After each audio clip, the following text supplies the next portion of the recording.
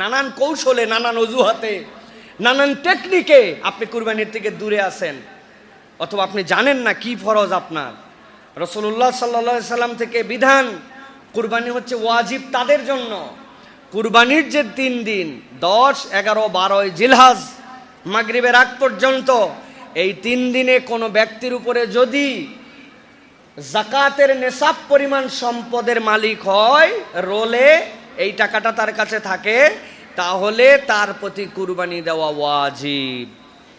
যাকাত নেশাব হওয়ার পরে 1 বছর পূর্ণ হওয়াও একটা নেশাব, কিন্তু কুরবানির নেশাব এই 3 দিনে আপনার কাছে এই পরিমাণ টাকা থাকলে, যেটাতে আপনার প্রতি যাকাত ফরজ হয়, সেই হিসাবে এখন 1 লক্ষ টাকা আপনি যদি 52.5 তোলার রূপার দাম ধরেন, এই হিসাব করেন, সব মিলাই আপনার কাছে যদি লাখখানিক টাকার মতো এই 3 দিনে ক্যাপাসিটিতে থাকে, তাহলে আপনার জন্য একটা অংশ দিয়ে আপনার সামর্থ্যের মধ্যে কুরবানি দেওয়া আপনার প্রতি ওয়াজিব। আমাদের সমাজে ছেলেরা কুরবানি অনেকে দেয়, কিন্তু মেয়েরা চিন্তা করছে ছেলেরা দিলেই বোধহয় মেয়েদের কুরবানি আদায় হয়ে যায়। উনার 20-25 ভরি সোনা আছে, যাকাত দেয়, কিন্তু কুরবানি দেয় না। স্বামীর কুরবানির সাথে উনি কুরবানিতে পার হয়ে যাচ্ছে। হবে না? আপনার কাছে যে এই পরিমাণ সম্পদ থাকে, আপনার উপর আলাদা করে কুরবানি দেওয়া ওয়াজিব, এটা আপনার জন্য দায়িত্ব।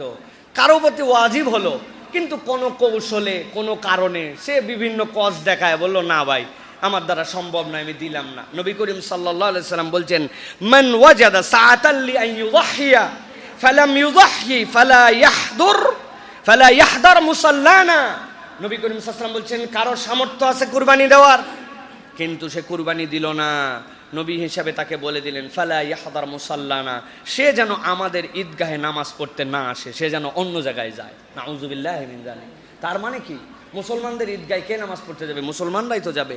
নবী করিম সাল্লাল্লাহু আলাইহি ওয়াসাল্লাম তাকে থ্রেট দিচ্ছেন যে তুমি তোমার ইমানের ভিতরে খামতি এনে ফেলছো, তুমি মুসলমান হিসেবে পরিচয় দিতে রাসূলুল্লাহ সাল্লাল্লাহু আলাইহি ওয়াসাল্লাম লজ্জাবোধ করতে বলেছেন তাকে, যে তোমার প্রতি কুরবানি ওয়াজিব হলো, তুমি কুরবানি দাও না। কয় টাকা লাগে? একটা ভাগে কুরবানি দিলেও 10,000 টাকা হলে এনাফ হয় অনেক সময়, কিন্তু সে তারপরে কুরবানি দেয় না। নবী করিম সাল্লাল্লাহু আলাইহি ওয়াসাল্লাম তার জন্য এই থ্রেট দিয়েছেন। অতএব যাদের প্রতি কুরবানি ওয়াজিব, এই মানুষগুলো কুরবানি আদায় করে দিবেন। অনেক ছাত্র ভাইয়ের প্রতি কুরবানি ওয়াজিব, ওনার বাপ ওনার নামে এফডিআর বানায় রাখছে, মাসে মাসে 2,000-3,000 টাকা করে দেয়, ব্যাংকে ওনার 4-5 লাখ টাকা পড়ে আছে। উনি বলছেন আমি এখনো চাকরি পাইনি, বিয়ে করিনি, আমি আব্বারও দিন আছে, কিন্তু ওই টাকার মালিক কে? সে। তাহলে এই টাকা যদি তার নেশাবের উপরে হয়ে যায় আর ওই 3 দিনের মধ্যে থাকে, তাহলে কুরবানিটা তার প্রতি ওয়াজিব হয়ে যাবে। কুরবানি ওয়াইড অ্যাঙ্গেল বানান, কুরবানিকে সংকীর্ণ করেন না। আমরা একটা শ্রেণী কুরবানি দাতা আর একটা শ্রেণী কুরবানির খাতা হয়ে গেছি আমরা। এটা ভালো নয়। কুরবানি দেওয়া এটা আল্লাহ রাব্বুল আলামিনের পক্ষ থেকে একটা অসাধারণ ইবাদত। এর দ্বারা আল্লাহ আপনার সম্পদে বৃদ্ধি দিবেন, আল্লাহ আপনার ইবাদতকে কবুল করবেন, আল্লাহ আপনার জন্য এমন রিওয়ার্ড দিবেন। আল্লাহ তো উল্লেখ করছেন, ফাজিবিহিন আজিম বললেন কেন? আল্লাহ ইব্রাহিম আলাইহিস সালামের সুন্নাত দ্বারা বুঝালেন, এটা আপনাকে যেরকম কিয়ামত পর্যন্ত জীবিত রাখবে, আপনার আমলকে আল্লাহর কাছে এটা জীবিত করে দিবে। সুবহানাল্লাহ। প্রিয় ভাইয়েরা, হাল আমলে আপনারা দেখতে পাচ্ছেন বাংলাদেশে বিভিন্ন ধরনের ষড়যন্ত্র চলছে। এর মধ্যে একসময় যেটা সাহসও করতো না কেউ, এখন তারা সাহস দেখায়। আমাদের কুরবানিকে পশু নিধন বলে, আমাদের কুরবানিকে মানবতার বিরুদ্ধে বলে, আমাদের কুরবানিকে ক্রুয়েলিটি বলে। তারা হাতে করে তলোয়ার নিয়ে, তারা হাতে করে বিভিন্ন ধরনের অস্ত্র নিয়ে তারা যখন শোভাযাত্রা করে, সেটা হয় ধর্মীয় অনুষঙ্গ।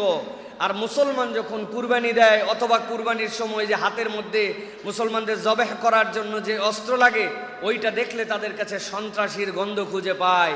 এর দ্বারা বোঝা যায় এই দেশের বিপক্ষে, আমাদের সংস্কৃতির বিপক্ষে, ইসলামের বিপক্ষে একদল লোক তলে তলে ক্রিয়াশীল। ঠিক কিনা? অতএব প্রিয় ভাইয়েরা, এই বিষয়গুলো আমাদের হৃদয়ের মধ্যে ধারণ করতে হবে। যেই সমাজে যেই কথা প্রচলন থাকে, মুসলিম যুবকরা অনেক সময়